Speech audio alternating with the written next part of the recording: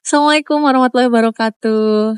Nah, saya hari ini ingin berbagi pengalaman saja dengan rekan-rekan yang saat ini menjalani profesi sebagai seorang dosen yang akan melanjutkan studi doktoral, studi S3-nya. Nah, apa saja persiapan yang harus dilakukan?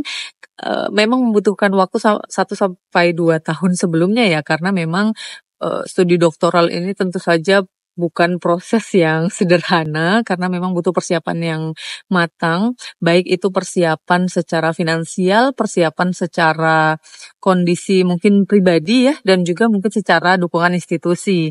Nah, yang pertama menurut saya yang harus dipastikan betul adalah kampus tujuan. Jadi teman-teman harus memilih betul-betul kampus tujuan ya, sesuai dengan program studi yang dituju. Memang setiap kampus pasti memiliki keunggulan dan kelemahan masing-masing. Nah, teman-teman bisa memilih berdasarkan apa yang menjadi kebutuhan dari teman-teman. Nah, kampus itu mungkin perlu dipersiapkan. Jadi, persiapkan bagaimana apa saja syarat untuk bisa diterima pada kampus tujuan. Itu menjadi penting yang bisa dipersiapkan 1 tahun sebelumnya. Jadi, teman-teman mencari informasi dulu kampus tujuan itu syarat-syarat pendaftarannya seperti apa, apakah butuh sertifikat bahasa Inggris, butuh tes potensi akademik, dan lain sebagainya. Mungkin teman-teman bisa mempersiapkan persyaratan itu. Nah, yang kedua adalah selain mempersiapkan kampus, yang menurut saya penting adalah persiapkan dulu beasiswanya.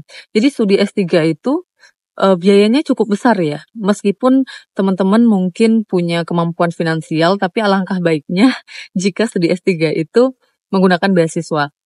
Jadi saya sih menyarankan teman-teman, ketika teman-teman sudah mendaftar kampus, sudah memperoleh LOE, itu pastikan dulu beasiswanya dapat. Mungkin kalau saya bisa bilang divert juga tidak masalah, menunda studi juga tidak masalah. Yang penting beasiswanya itu bisa dapat dulu. Karena berdasarkan pengalaman mungkin teman-teman yang lain juga ya, ketika studi S3 tanpa beasiswa, mungkin ini akan punya tantangan tersendiri juga. Kondisinya mungkin jauh lebih berat ya, karena memikirkan untuk studi S3 saja berat, apalagi mungkin memikirkan biayanya. Nah, mungkin ini menjadi poin penting supaya menjalani studi dengan lebih nyaman. Teman-teman perlu memastikan bahwa berangkat studi itu sudah menggunakan beasiswa. Beasiswanya apa, itu terserah pilihan dari masing-masing teman-teman. Nah, mungkin kalau untuk studi S3 ada banyak peluang ya, misalnya dari LPDP atau beasiswa pendidikan Indonesia, dan mungkin beasiswa-beasiswa lain yang bisa teman-teman ikuti. Jadi yang pertama, pastikan dulu kampusnya, ikuti prosedurnya dan persiapkan segala persyaratannya. Kemudian yang kedua, pastikan mendaftar atau memiliki beasiswa yang bisa membantu teman-teman membiayai studi S3-nya. Kemudian yang ketiga apa? Nah, menurut saya yang penting adalah teman-teman memastikan betul kondisi status di institusi ya. Artinya kalau saat ini teman-teman adalah dosen yang belum memperoleh sertifikasi dosen, belum serdos begitu ya. Saya menyarankan sih teman-teman mengurus itu dulu. Jadi berangkat S3 dengan status sudah eligible, sudah lulus untuk serdosnya. Mungkin ini akan lebih membantu ya, karena proses serdos itu kan setiap tahun bisa saja syaratnya berubah dan mungkin juga bisa lebih sulit gitu. Jadi kalau syaratnya sudah mencukupi, ada baiknya teman-teman mempersiapkan diri untuk memperoleh serdos terlebih dahulu sebelum berangkat studi. Itu yang ketiga. Kemudian yang keempat apa? Kalau saya sih teman-teman naik jabatan fungsional dulu deh. Kalau saat ini masih asisten ahli, coba urus untuk naik ke lektor. Jadi berangkat S3 statusnya sudah lektor.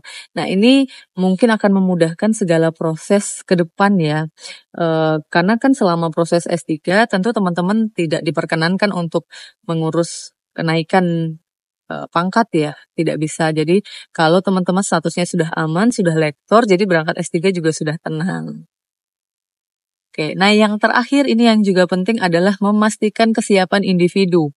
Artinya dukungan keluarga bagaimana? Karena mau pilihan ya, apakah akan memboyong keluarga ataukah mungkin berangkat sendiri lalu bolak-balik, itu tergantung pada pilihan masing-masing. Tapi pastikan dulu memikirkan bagaimana secara kesiapan diri dan juga kesiapan keluarga. Dukungan keluarga itu sangat penting.